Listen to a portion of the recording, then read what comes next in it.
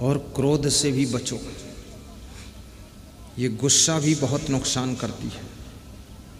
कितने लोगों ने गुस्सा में अपनी ज़िंदगी का टाइम पास किया है।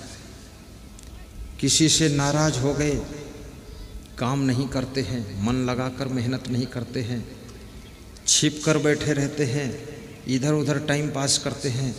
याद रखना, इस दुनिया में जो भी तुम अच्छा करोगे उसका फल तुमको अच्छा मिलेगा। तो मैंने आपको बताया था कि 5 चीज़ों से भाग्य बनता है। अभी बता देता हूँ, खुलासा कर देता हूँ, सीधे बैठ जाओ आप। तो 5 चीज़ें मनुष्य के भाग्य का निर्माण करती है। नंबर 1, आपका स्वभाव। आपका स्वभाव यदि सुंदर है, स्वभाव में सहनशीलता है, नम्रता है, गुण है, तो आपका भाग्य चमकेगा। स्वभाव मिलनसार है तो भाग्य चमकेगा। स्वभाव का डायरेक्ट प्रभाव भाग्य के ऊपर पड़ता है। स्वभाव आपका क्रोधी है, गुस्सैल है, स्वभाव आपका आलसी है, निकम्मा है, मक्कार है, आपका भाग्य बिगड़ेगा। इसलिए अपने स्वभाव को सुंदर बनाओ। मधुर स्वभाव, आकर्षक स्वभाव, प्रसन्न चित्त स्वभाव। भगवान राम का स्वभाव था मुस्कुराने का, खुश रहते थे। और भगवान कृष्ण का स्वभाव था हंसने का, वो हंसमुख थे। और कबीर का स्वभाव था प्रसन्न रहने का। और आजकल आदमी का स्वभाव कैसा है? टेंशन में रहने का। आदमी बैठा हो तो ऐसा लगता कोई भूत प्रेत बैठा है। उसका मुंह गौर से देखो, 20 साल की उम्र के बाद मुंह बिगड़ता ही जा रहा, बिगड़ता ही जा रहा, बिगड़ता ही जा रहा। क्योंकि जितना मन में टेंशन करोगे, तनाव करोगे, चिंता करोगे, क्रोध करोगे, गुस्सा करोगे, दुखी रहोगे, उलझन में रहोगे, परेशान रहोगे, तुम्हारा चेहरा भी बिगड़ता चला जाएगा। बहुत ज़्यादा खाओगे तो भी चेहरा बिगड़ेगा। अधिक खाने से चेहरा बदसूरत होता है। अधिक खाने से बुद्धि कमज़ोर हो जाती है। अधिक खाने से हर समय आलस्य आता है। अधिक खाने से चेहरे पर उदासी रहती है।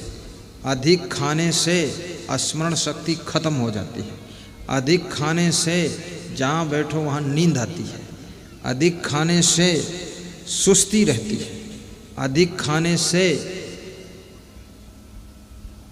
20 बीमारियां फालतू में आती है अधिक खाने से। और 100 में 98 लोग अधिक खाते हैं। जितनी ज़रूरत नहीं उतना खाते। जो लड़की ससुराल पहुंच गई, 1 साल बाद लौट कर आ जाए तो उसका वजन तौल लो 20 किलो बढ़ जाएगा। मायके में थी, दौड़ती थी, मेहनत करती थी, छलांग लगा देती थी। अब ससुराल में तो मुख्यमंत्री बनकर बैठी है। और कितनी स्त्रियों के पति ऐसे हैं कि उन्होंने नौकरानी लगा दिया है अपने पत्नी को खुश करने के लिए। नौकरानी, घर में नौकरानी। अब पत्नी के पास कोई काम ही नहीं है तो क्या करती है? बस बच्चों को दूध पिला देती है। और नौकरानी लगी है तो सब काम कर रही, झाड़ू, बहरू, पोछा, बर्तन मांजना, धोना, कपड़े धोना, भोजन खा लेती है, बाल ठीक कर लेती है, और फिर दिन में सोती है, फिर रात में सोती है, फिर सुबह रोती है।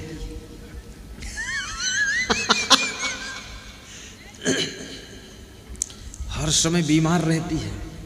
कहती यहाँ दर्द, वहाँ दर्द, घुटनों में दर्द, कमर में दर्द, सिर में दर्द, बाल बाल में दर्द, रग रग में दर्द, नस नस में दर्द, दर्द मोरे नस नस में। ऐसा वैद्य ढूंढो, दवा दे दे, दर्द होगी ही दर्द। इस शरीर से अगर व्यायाम नहीं करोगे, मेहनत नहीं करोगे, गर्म पानी से यदि स्नान करोगे तो आपके शरीर में रग रग में दर्द होगा, नस नस में दर्द होगा, और उसी दर्द में तुम मरोगे। कभी दर्द दूर नहीं होगा। और याद रखना, अगर गर्म पानी से स्नान नहीं करोगे और व्यायाम करोगे, मेहनत करोगे, पसीना निकालोगे, तो आपके सैकड़ों रोग अपने आप भाग जाएंगे, स्वस्थ हो जाएंगे। और भोजन थोड़ा खाइए, कम खाइए।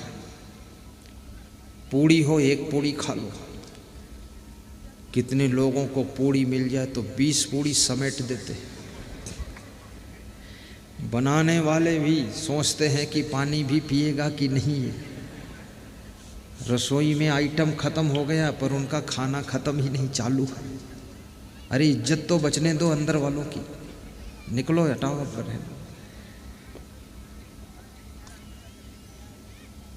तो नंबर 1 स्वभाव को ठीक करना है।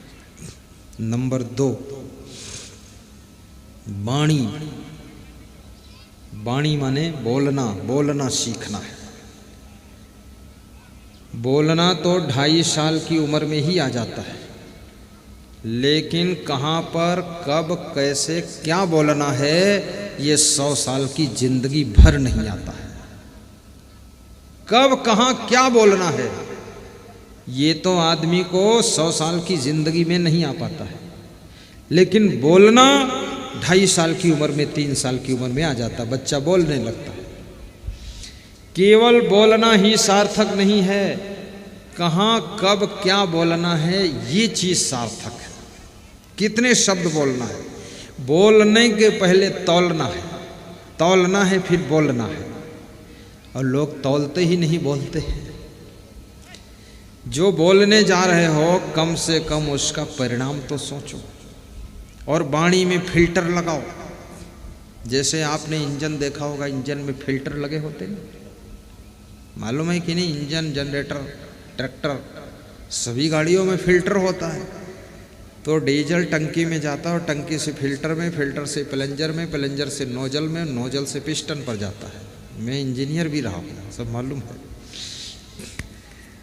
अगर वो फिल्टर निकाल दो तो डीजल फंस जाएगा प्लंजर में, और प्लंजर में नहीं फंसा तो फंस जाएगा नोजल में, फिर इंजन स्टार्ट नहीं होगा। तो अपनी वाणी में भी फिल्टर लगाओ। जोश खरोश में जो इच्छा हो जिसको बोलते जाओ, इससे बहुत गड़बड़ होगा। अपने घर मालिक को पिस्टन समझिए, नोजल समझिए। अगर आपने बिना विवेक किए, बिना फिल्टर लगाए, जोश खरोश में घर मालिक को कोई कठोर शब्द बोल दिया, अंड बंड बोल दिया, तो घर मालिक का दिल अगर बैठ गया, मनोबल गिर गया, तो आपके घर के विकास का इंजन बंद रहेगा, फिर विकास नहीं होगा।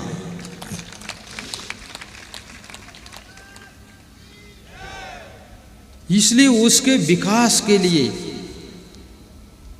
फिल्टर में जैसे तेल छान कर आगे भेजा जाता है, ऐसे अपनी वाणी को छान लीजिए। जोश में मत बोलिए। केवल मेहनत करने से विकास नहीं होगा। बुद्धिमान व्यक्ति जब तक आपकी टीम के अंदर नहीं होगा तब तक आप आगे नहीं बढ़ सकते। बुद्धिमान की जरूरत है, और बुद्धिमान को पचाना बुद्धुओं को बहुत कठिन होता है। जितना बुद्धू होगा वो बुद्धिमान से भी ईर्ष्या करेगा, द्वेष करेगा। आप बुद्धिमान आदमी को अगर आश्रम में तुम्हारे जो बुद्धिमान व्यक्ति है उसके मनोबल को बढ़ाने के लिए फिल्टर लगाकर वाणी तुमने बोला है तो आश्रम का विकास होगा। घर में जो बुद्धिमान है उसको अगर आपने ऊपर उठाने के लिए, उसके मनोबल को बढ़ाने के लिए अपने फिल्टर लगाकर बात कर रहे हो, उसकी प्रशंसा कर रहे हो, तो वह व्यक्ति आपके घर के विकास के दरवाजे खोल देगा। इसलिए हेड आदमी जो है उस आदमी को चोटदार शब्द नहीं बोलना चाहिए। वाणी संभल कर बोलना आ जाए तो आपका भाग्य उदय हो जाएगा, आपकी किस्मत उदय हो जाएगी।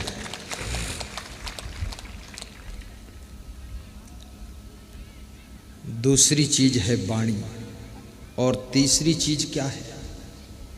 बोलने की कला सीखो। वाणी, किससे कैसे बोलना है, कब कितना बोलना है, कब चुप रहना है, ये सब चीज़ें बड़ी तौल की है। कब मुस्कराना है, कब शांत रहना है, कब हंसना है, कब बिल्कुल मौन रहना है, कहाँ पर भाषण देना है, कहाँ पर नहीं बोलना है। जैसे अभी व्यास गादी पर आकर के कोई आधा घंटे भाषण शुरू कर दे तो ये पब्लिक सब भाग जाएगी, क्योंकि यहाँ लोग लक्ष्य बनाकर आए हैं कि सत्संग सुनना है। लोग आए थे बाजार में टमाटर खरीदने, तुम भाटा बेच रहे हो, कौन लेगा भाटा? तो उनकी मानसिकता को भी पढ़िए कि लोग हमारी बात को कितना सुनना चाहते हैं। जितना सुनना चाहते उतना ही सुनाओगे तो तुम धन्यवाद पाओगे, और उससे ज़्यादा सुनाओगे तो वाद विवाद पाओगे, और जितना सुनना चाहते उससे कम सुनाओगे तो आशीर्वाद पाओगे, और बहुत बोलते रहोगे तो पागलपन की उपाधि पाओगे। लोग कहेंगे पागल है, माइंड क्रेक है, अगर माइक पकड़ लिया तो छोड़ेगा नहीं। बोलने में कला है। पति से कैसे बोलना है।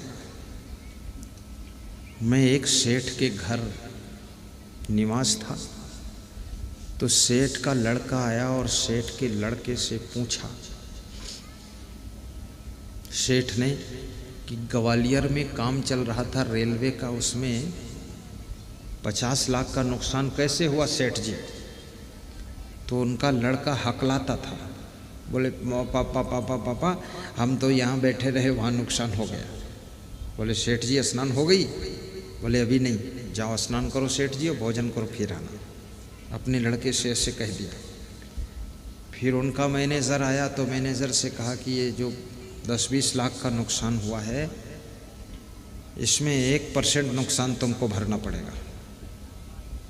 क्यों नुकसान किया तुमने? लापरवाही बरता। और उसको डांटा और ऐसे हाथ उठाया थप्पड़ मारने के लिए।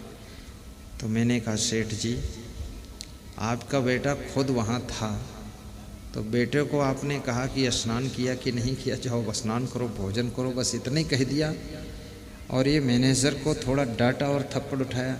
बोले गुरुदेव, बेटा है और ये नौकर है, दोनों में अंतर है। नुकसान तो बेटे की गलती से ही ज़्यादा हुआ है, वो खुद था और नुकसान हो गया, लेकिन बेटा नहीं खोया जा सकता है, मैनेजर खोया जा सकता है। इसलिए संभल कर बोलना पड़ेगा, नहीं तो बहुत ज़्यादा नुकसान होगा। बेटे से कैसे बोलना है, बाप से कैसे बोलना है, माँ से कैसे बात करनी है, माँ के सामने कैसे बैठना है, वाइफ से कैसे बात करनी, वाइफ के सामने कैसे बैठना है, कैसे रहना है, ये सब सीखो। कितने लोग पति बन गए, उनको बैठने उठने का भी पता नहीं है, और पति बन गए। और पति बनने में कोई डिग्री लगती ही नहीं है। कितना बेवकूफ़ आदमी हो, बहुत जल्दी पति बन जाएगा। पति पत्नी गृहस्थों की कोई ट्रेनिंग सेंटर है ही नहीं, बिना ट्रेनिंग के सब गृहस्थ बन जाते, इसीलिए तो इसमें उलझन ज़्यादा है। ट्रेनिंग लो पहले कि पति का धर्म क्या है, पति का कर्तव्य क्या है, पति को कैसे होना चाहिए, पत्नी को कैसे होना चाहिए, पत्नी का धर्म व्यवहार क्या है, पति के प्रति उसका कर्तव्य क्या है। ये सारी चीज़ें सीख करके जब गृहस्थी में प्रवेश करोगे, तब आपको गृहस्थी इतनी उलझन नहीं बनेगी जितनी उलझन लोगों ने बना रखा है। पति की मर्यादा भी रखो, पत्नी का आदर भी रखो, अपने सीमा में रहो, मर्यादा में रहो, पत्नी का भी महत्व समझो। अकेले पति से गृहस्थी नहीं चलती है, साथ में पत्नी का भी सहयोग होता है। दोनों मिलजुल करके रहो, दोनों एक ही गीत गाओ, अलग अलग गाना मत गाओ। पत्नी कहती है साड़ी लाओ, पति कहता गाड़ी लाओ, बेटा कहता लाड़ी लाओ, और सासू बोल रही पानी लाओ। अब क्या लाओ? थोड़ा सलाह कर लो क्या करना है घर में। तो जिन्होंने अपने बोलने का ढंग सुधारा, उनका भाग्य खुलता है। तीसरी चीज भाग्य को बदलने वाली, गौर से समझना, तीसरी चीज है आपका चरित्र। चरित्र यदि आपका अच्छा है तो आप किसी फील्ड में हो आगे बढ़ो। बेदाग चरित्र होना चाहिए, आपके चरित्र के ऊपर दाग न लगने पाए, संभाल कर रखो। क्योंकि याद रखना, धन खो जाएगा फिर मिल जाएगा, पद खो जाएगा पुनः मिल जाएगा, जमीन खो जाएगी फिर खरीद ली जाएगी, गाड़ी चोरी जाएगी शोरूम से नई आ जाएगी, लेकिन आपका चरित्र खो जाएगा तो वो कहीं दुकान पर फिर नहीं मिलने वाला है। इसलिए चरित्र को संभाल कर रखो। और जो चरित्रवान हैं उनके चित्र का सम्मान कीजिए। आपके घर में चरित्रवान के चित्र लगना चाहिए। आजकल लोगों के घरों में चरित्रहीन लोगों के चित्र लगे हैं, हीरो हीरोइन के चित्र हैं, जो पूरा चरित्र का कोई ठिकाना ही नहीं। वीरों के चित्र लगाओ, हीरो के नहीं, वीरों। महारानी लक्ष्मीबाई का चित्र लगाओ, महाराणा प्रताप का चित्र लगाओ, देशभक्तों का चित्र अपने घर में लगाइए। चंद्रशेखर आज़ाद का चित्र लगाइए, भगत सिंह का लगाइए, बटुकेश्वर दत्त का लगाइए। और चित्र लगाना है तो महान संतों का चित्र लगाइए, अपने माँ बाप का चित्र लगाइए, अपने पति का लगाइए, अपनी पत्नी का लगाइए। ये दूसरे का चित्र, जिनका चरित्र खो चुका है, उनके चित्र का दर्शन करने से तुम्हारे चरित्र पर बुरा असर पड़ता है। और चरित्रवान के चित्र को देख करके आपका चरित्र भी मजबूत बनता है। इसलिए चरित्रवान का चित्र लगाकर उसकी पूजा करना चाहिए।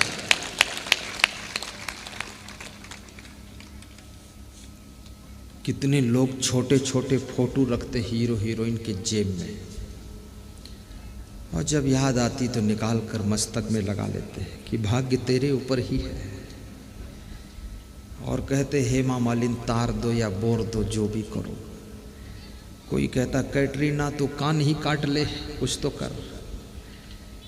कोई अमिताभ बच्चन के पीछे पड़ा है, कोई राजेश खन्ना और खेत के 2 गन्ना।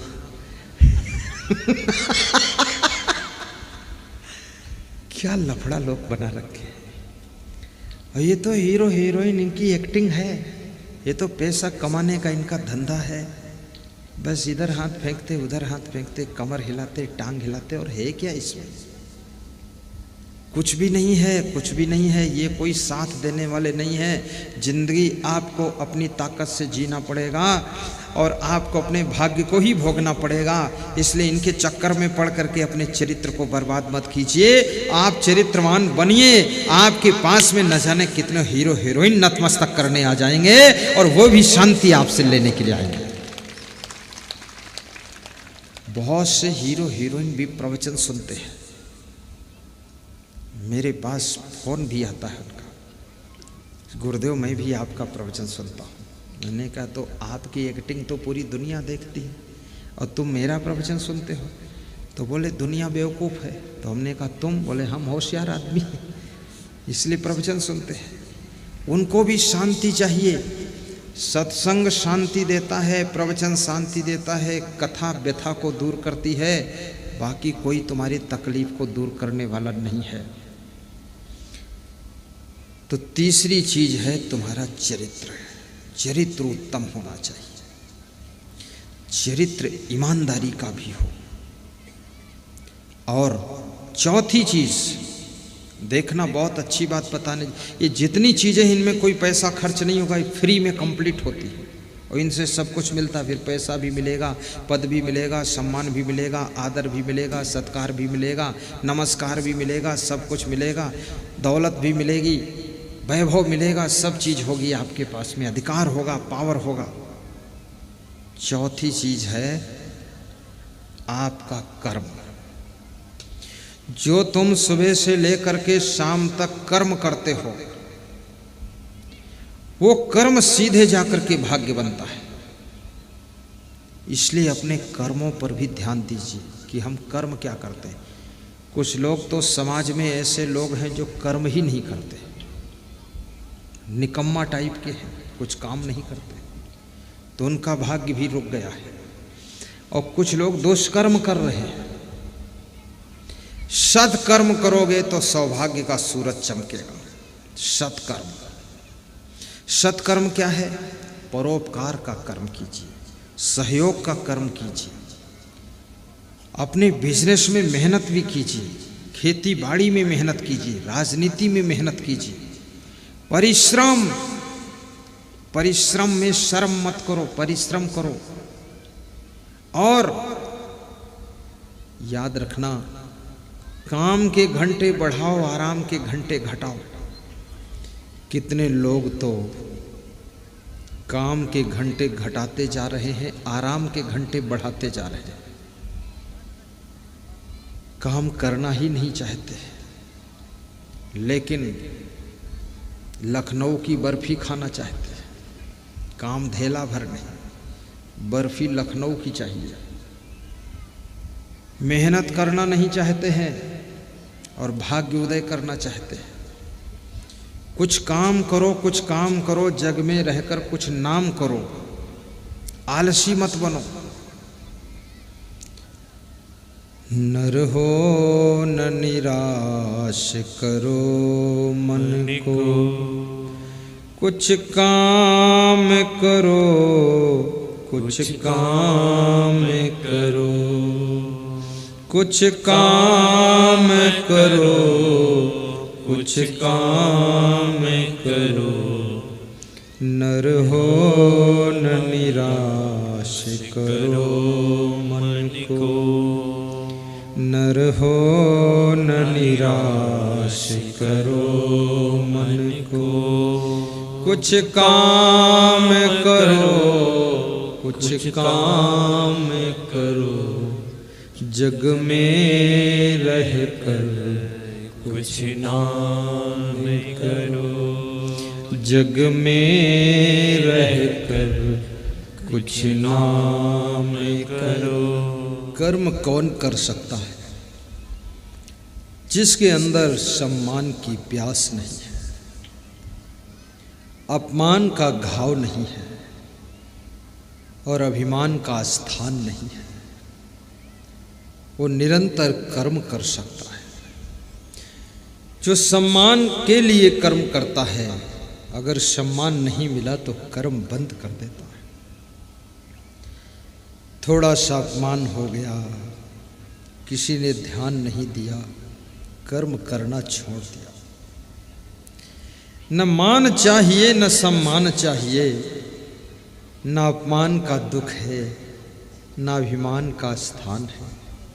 कर्म करना मेरा धर्म है। ऐसा जिसका भाव है वो अपने कर्मों को कभी रोकता नहीं है। किसी स्त्री को उसका पति डांट रहा था, कुछ समझा रहा था।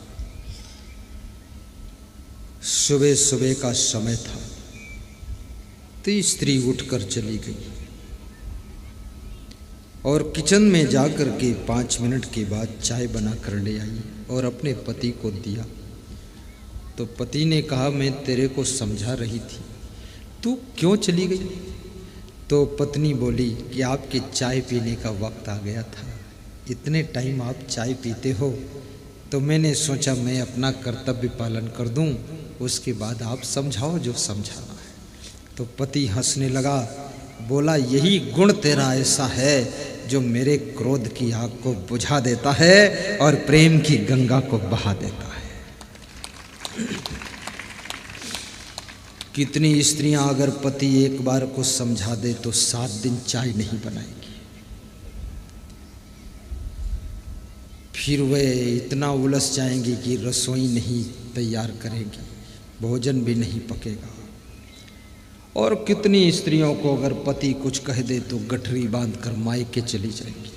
बस छुट्टी हर हर गंगे, जा रही नर्मदा देवी। अरे सहन शक्ति भी रखो, गम खाने की क्षमता भी रखो। तुमको यदि तुम्हारा पति डांट रहा है, यदि पत्नी तुमको समझा रही है, पत्नी डांट रही है, पिताजी डांट रहे, माँ डांट रही, सासू डांट रही है, तुम्हारा गुरु डांट रहा, गुरु भाई डांट रहा, तुम्हारा भाई डांट रहा, समझा रहा है, कोई तुमको समझाता है तो वो तुमको बहुत अच्छा बनाना चाहता है इसलिए समझाता है। और जो तुमको डांटता है वो अपने से भी तुमको महान बनाना चाहता है इसलिए डांटता है। नहीं तो डांटने की फुर्सत किसके पास है? कौन किसको डांटेगा? डांटने वालों को धन्यवाद दीजिए कि आपने हमको ज्यादा ध्यान दिया। और जिन्होंने ज्यादा डांट खाई है वही ज्यादा ऊंचे उठे हैं, और जो डांट किसी की नहीं लगी है बेहद खराब हो गए। जिस लोहे पर लोहार का हथौड़ा लग जाता है वही लोहा कुदाल और फावड़ा बन जाता है, और जिस लोहे पर लोहार का हथौड़ा नहीं लगता वो लोहा लोहा बनकर ही जंग खाता रहता, मूर्छा खाता रहता, पड़ा रहता है। और जिस सोने के ऊपर हथौड़ी लगती है सुनार की, वो सोना गले का हार बन जाता है। और जो सोना सुनार के हाथ में ही नहीं जाना चाहता है वो सोना सोना बन करके मिट्टी में मिल जाता है। याद रखना भाइयों बहनों, सोना जब आग से गुजर जाता है तो कंचन कहलाता है, और सोना जो आग से नहीं गुजरता केवल सोना कहलाता है। अगर तुमने माँ बाप की डांट फटकार, सास ससुर की डांट फटकार को स्वीकार कर लिया तो तुम कंचन बन जाओगे, महान बन जाओगे। लेकिन माँ बाप